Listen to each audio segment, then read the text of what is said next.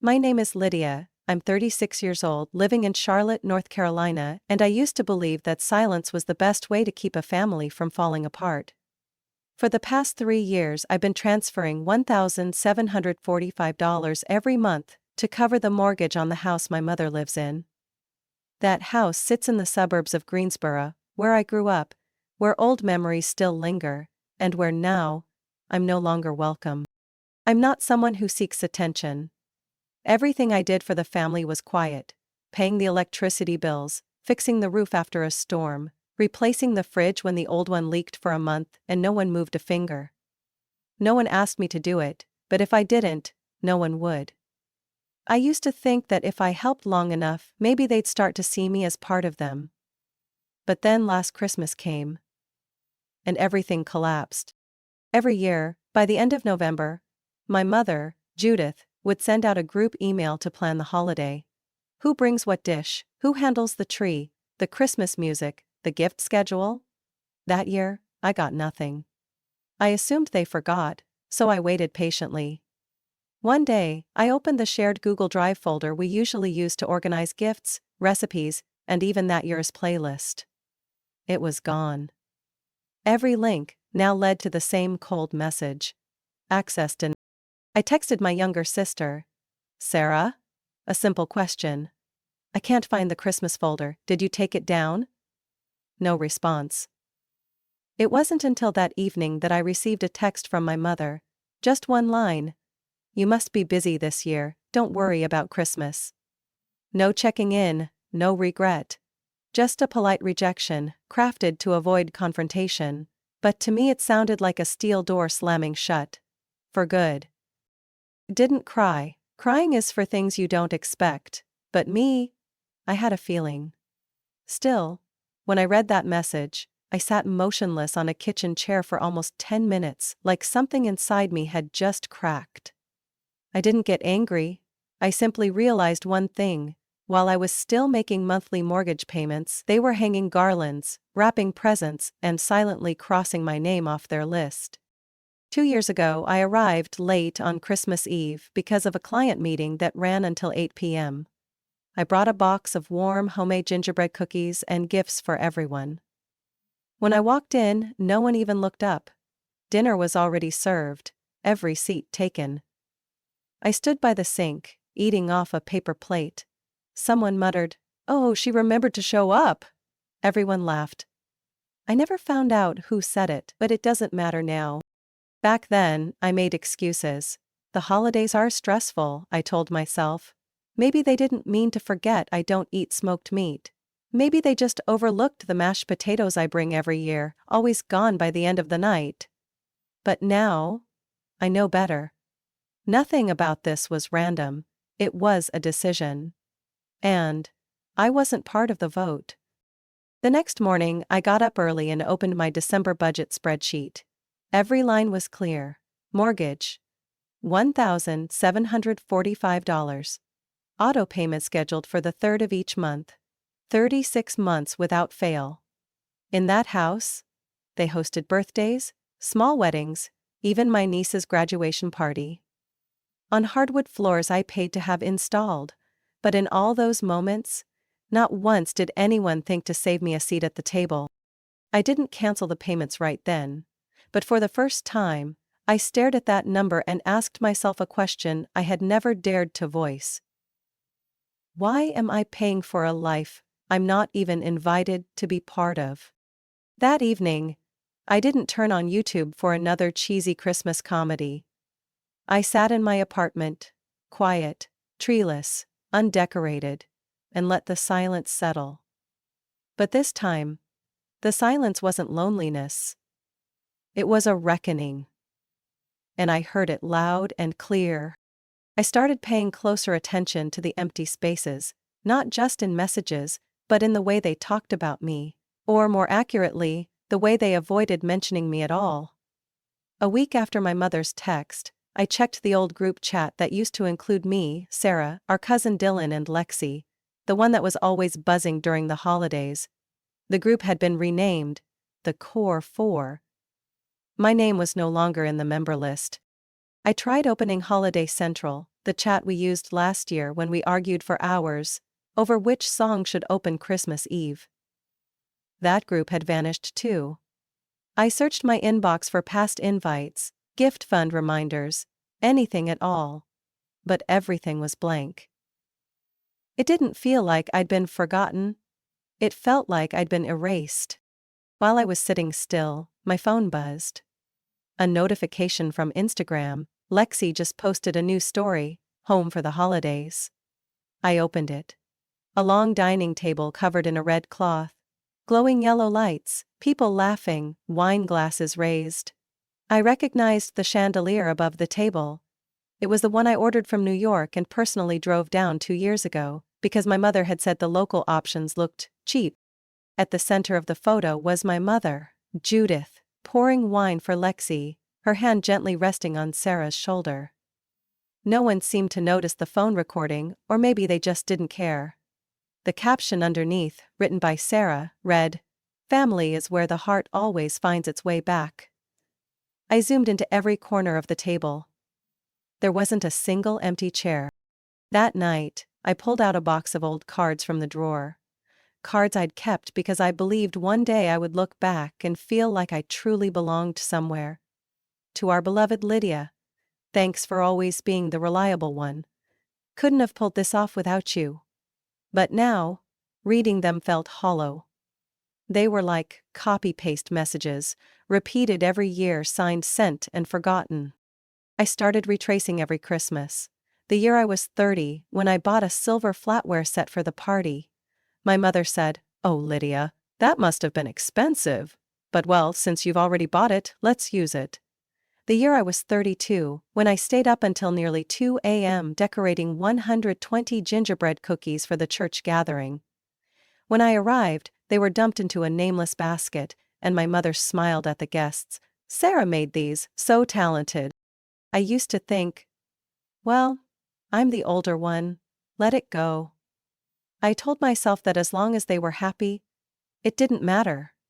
But each little memory, when strung together, turned into evidence. It wasn't forgetfulness. It was a deliberate reshaping of my presence to fit their comfort. One evening after work, I stopped by the grocery store to pick up a few things. As I walked past the holiday display section, I saw a girl, maybe 12 years old, choosing ornaments for the Christmas tree. Beside her stood her mother, listening to her daughter excitedly talk about decorating her very own tree this year. I didn't know them, but those words tightened something in my chest. I realized I had never had a Christmas that was fully mine. As a child, I was the quiet one who had to give up the solo angel part to Sarah. As an adult, I was the one who paid, planned, drove, but was always treated like nice to have but not essential. Back at my apartment, I placed my grocery bag on the kitchen counter and reached for a glass of water when the phone rang. A video call. From Lexi. I was mildly surprised. I answered. Her face appeared on screen. The background clearly my mother's living room. She smiled and said, "Lydia, I just wanted to ask, are you planning to send your usual appetizer this year? Mom said it's not necessary, but I thought if you made it." I cut in, calmly, "Are you asking about the dish or just checking if I plan to show up?" Lexi paused. I saw a flicker of confusion, then defensiveness in her eyes. "What do you mean? We all agreed this year should be lighter. Less tension." I said nothing. I just looked at her. After a few seconds of silence, she quietly ended the call. No Merry Christmas, no apology. I sat down on the floor, back against the wall, watching the wall clock tick slowly. The feeling wasn't abandonment. It was something colder. Something far more calculated. It had been revalued, downgraded. Far below what my own heart had ever allowed. I couldn't sleep at all the night after Lexi's call. One sentence kept looping in my head. We all agreed. We? Since when did we no longer include me? Around 3 a.m., I reopened Instagram, combing through every trace. Dylan's story had already disappeared, but one photo remained on Lexi's page. The entire family gathered around the table. Red wine, roasted turkey, glowing candles. Beneath it was a comment from my mother. Judith. Nothing like a peaceful Christmas with those truly connected. I scrolled down and spotted a comment from a user named Becca_N_craft, Lexi's college friend. So glad the tough decision was made. The party looks amazing. Tough decision? I tapped to expand the thread and found a vague but telling exchange. A relative asked, "Is everyone okay? Feels like someone's missing." Sarah replied with a half-smiling emoji and the message, "Sometimes you have to do what's best for the group." I sat up straight. My chest tightened. There was no doubt anymore. They had discussed it. Maybe not in a formal meeting, but the decision was made, and I was erased. Me. The one still paying the mortgage on the very house they were laughing in. I opened my computer and pulled up every financial document I had. The mortgage agreement from 3 years ago. Signed when my mother had just retired and was denied a loan due to unstable income. She called me while I was in Dallas on a business trip. I remember her exact words. "I just need you to sign, so the bank feels more secure. I'll take care of everything else." I believed her. How could I not? She was my mother. I signed the papers without reading them closely. Now, staring at the document, it felt like someone had dumped a bucket of ice water over me. I was the co-signer, equally responsible under the law, but the property title? Only one name, Judith A. Bishop. I searched my email for the bank's confirmation notices, then cross-referenced every transaction. The refrigerator I paid for last April, $1,370. The exterior repaint, in September? $2,600. The gray leather sofa my mother said looked like a waiting room couch but later raved about to her friends? $3,880. All from my account. And every time it came up they'd say, "Sarah has such great taste," or, "Lexi really picked the right color." I was never credited. I opened my personal drive, where I had carefully archived every utility bill, property tax statement, maintenance schedule, and mortgage receipt. Each one had a date and a transaction ID. That house didn't function because they were a well-oiled unit. It functioned because I was the invisible engine keeping it running. I clicked into an old folder, where I'd saved the design plans for the kitchen remodel. As I scrolled to the bottom, something new caught my eye. A file uploaded 6 weeks ago by Sarah's account. Holiday budget summary. I opened it. The header read, "Financial contributions, exclude Lydia." I read it 3 times. The breakdown was clear. Dylan was in charge of gifts for the kids. Lexi handled desserts. Sarah covered the live band for Christmas Eve, and at the bottom, in small, cold text, "Do not include Lydia, to avoid tension." Mom agreed. I felt my heart drop. I wasn't forgotten. I was excluded. Deliberately. Systematically. And I had no idea. While I was still covering December's mortgage like every year before, I left my desk and stepped onto the balcony. The night air was brutal.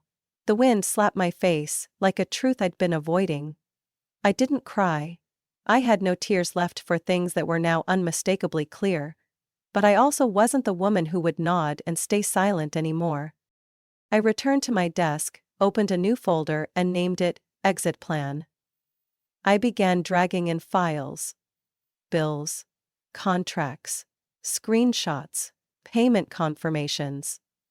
I stuck a note beside my monitor. If they erased me from the family, I'll erase myself from their burden.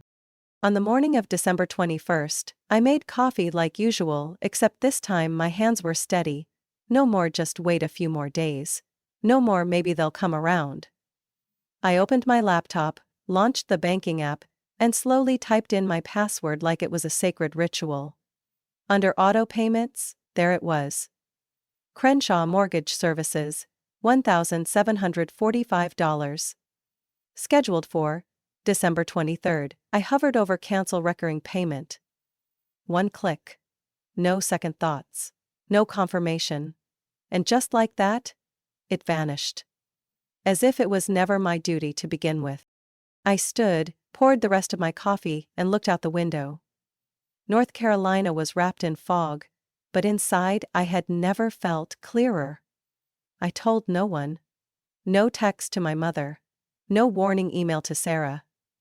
This silence wasn't surrender. It was a boundary.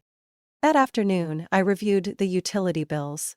The internet was still under my name, same for Greensboro City Power, gas heating, and the homeowner's insurance. All things I once said were just to give Mom peace of mind, and she never argued. I logged into each account, navigated to service termination, and selected the cancel date. December 24th, Christmas Eve. I took screenshots of every confirmation email, saved them into the freshly updated exit plan folder. When done, I sat back and exhaled. Like, I'd just packed up a home that no longer felt like mine. I knew they wouldn't notice right away. They were used to everything just working. Lights on, heat flowing, Wi-Fi steady. As if the house maintained itself. And that's what hurt the most. They never once stopped to ask who was keeping things running. That evening, I stopped by a local bookstore and bought a moss green leather journal. On the first page, I wrote, "Freedom isn't leaving. It's no longer being held by one-sided obligation." I taped the October water bill onto the next page as a marker. The final month I contributed without acknowledgement. December 23rd came and went without incident. I worked remotely, completed the quarterly report for finance. At the end of the day, just as I shut my laptop, a message popped up. "Dylan added you to Bishop Family Chat." I froze. Inside the chat, Lexi had posted a photo of their almost finished dinner setup, with the caption, "Just need a touch more golden light." My mother replied underneath, "Must be the bulbs. Strange how dim they seem this year." I let out a small laugh. Light? Just wait until tomorrow night. On the evening of the 24th, I didn't do anything special. I made potato soup, lit a cinnamon candle in the kitchen, and revisited my digital folder.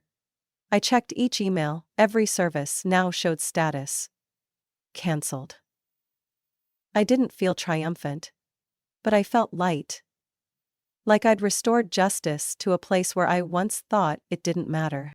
Around 6:15 p.m. my phone buzzed, a text from Dylan, "Is something wrong with the power? Is the whole block out?" Seconds later, "Sarah, Liddy, do you know what's going on? The house lost power right before dinner." A minute later, my mom called. I stared at Mom on the screen, let my finger rest on decline for 5 seconds, then let the call fade away. More messages followed.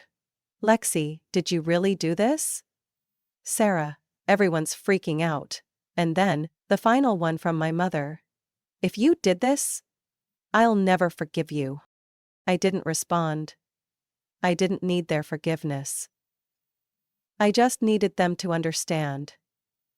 Comfort comes at a cost. And someone's been paying.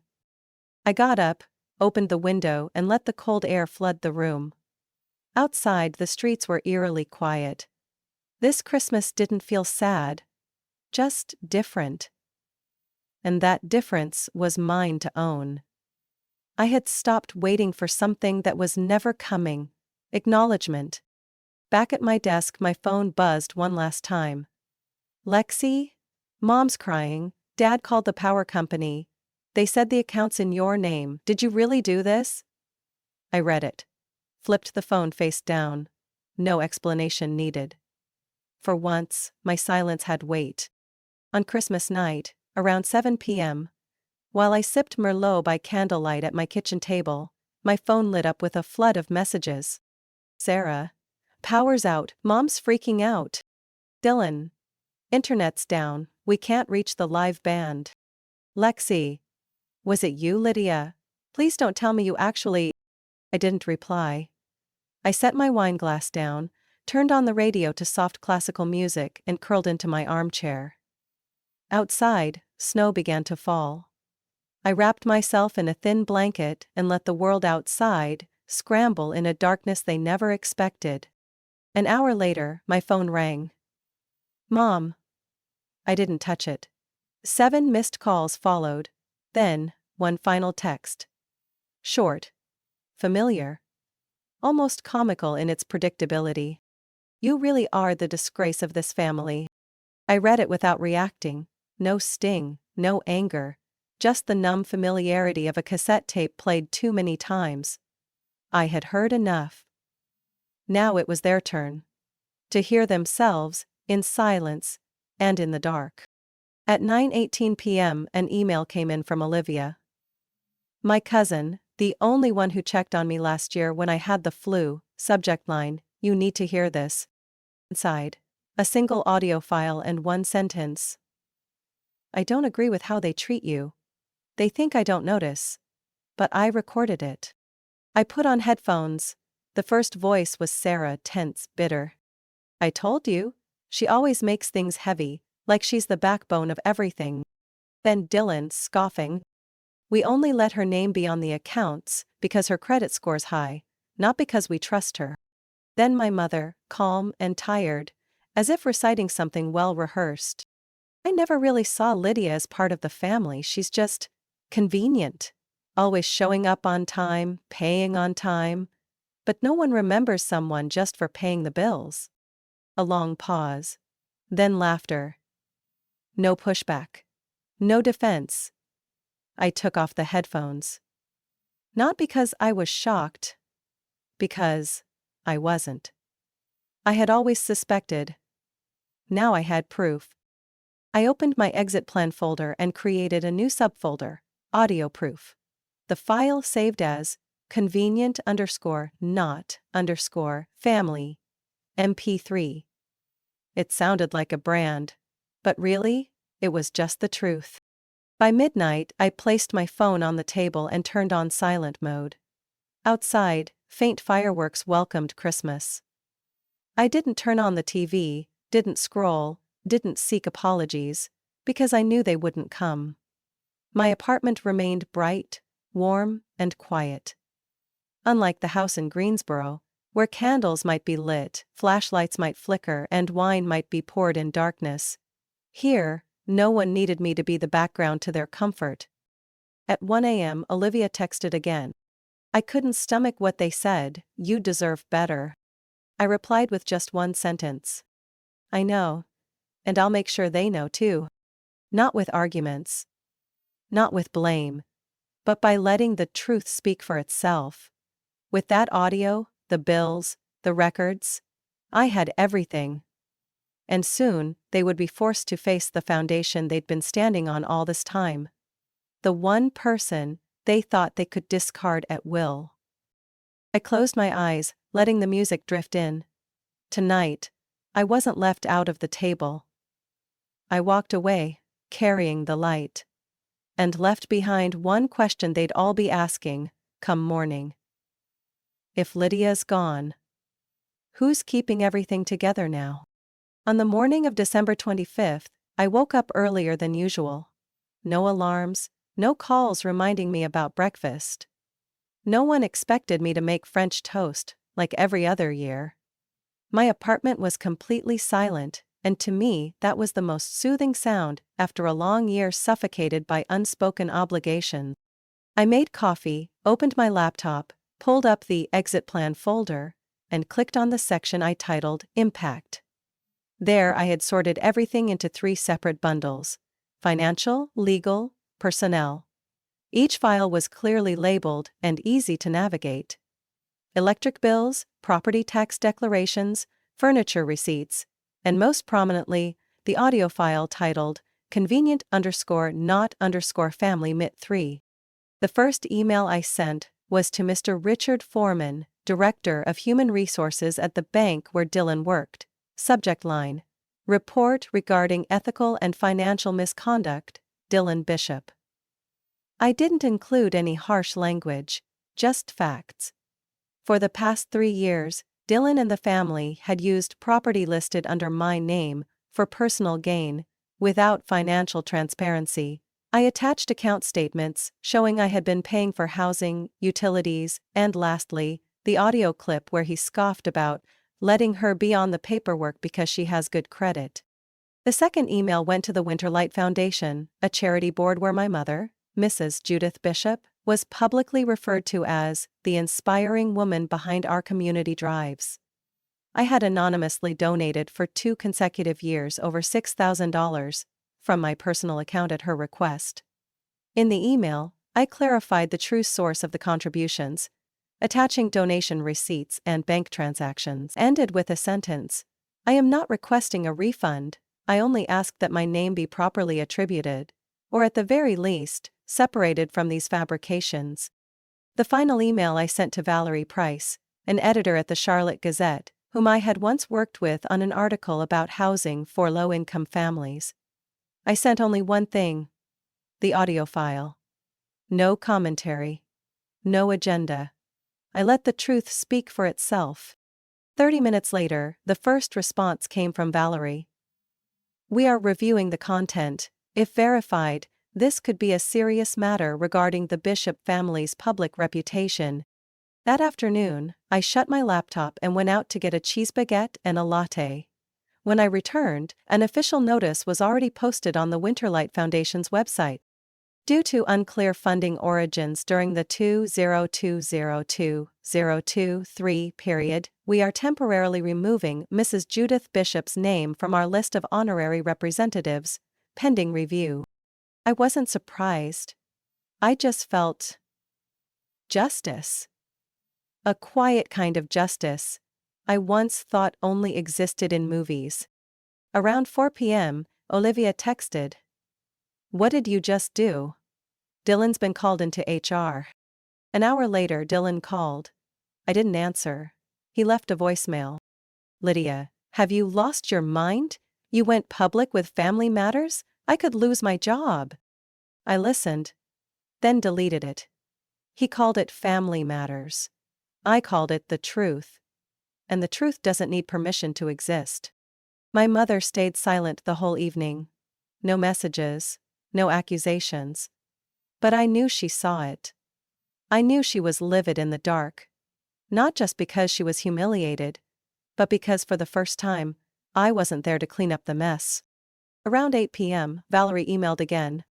"We're considering an article about the truth behind ideal families during the holidays.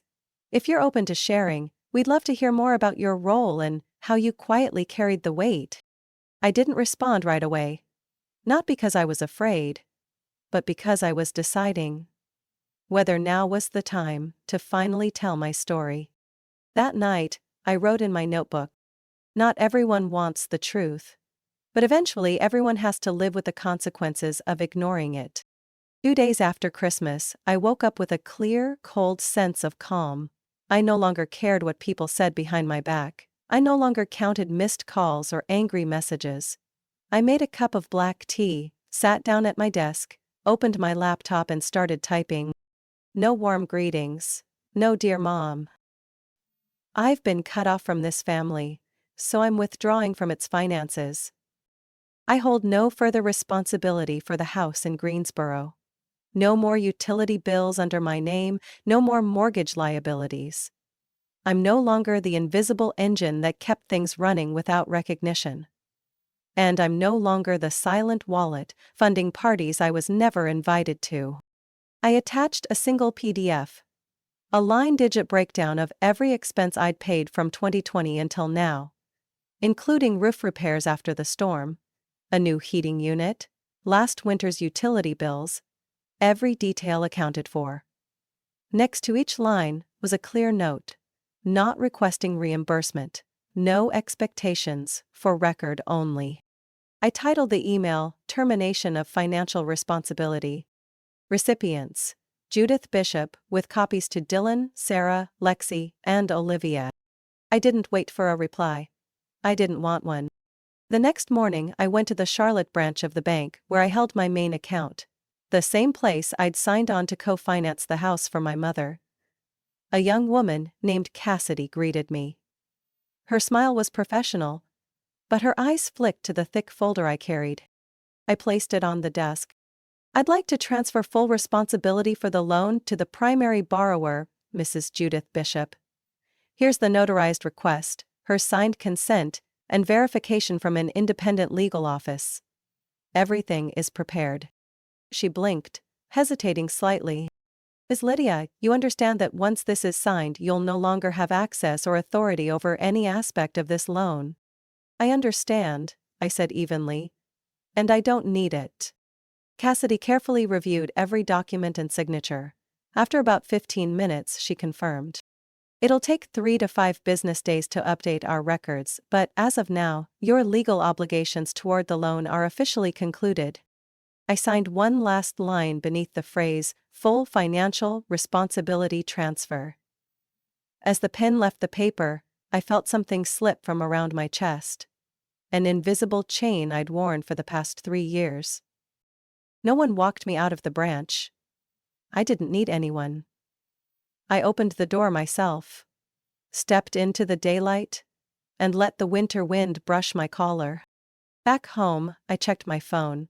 No surprise, my mother had called 3 times and left a voicemail over a minute long. I didn't listen, but I read the texts that followed.